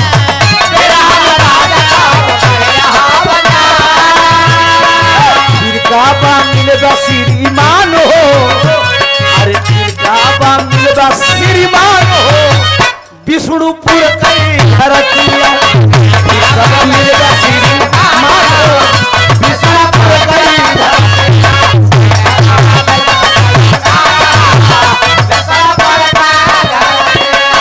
मैहर कमाई जाई करो प्रस्थान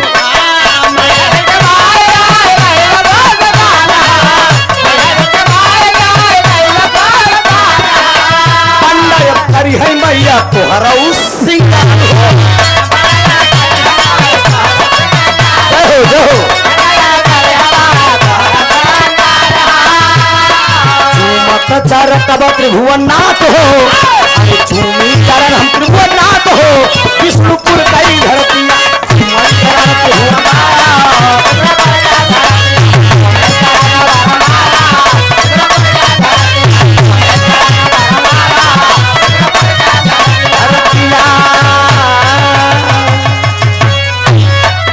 एक बार प्रेम से बोलिए मुरलिया वाले की मां शारदे की वीरबली बजरंग बली की हर हर महादेव।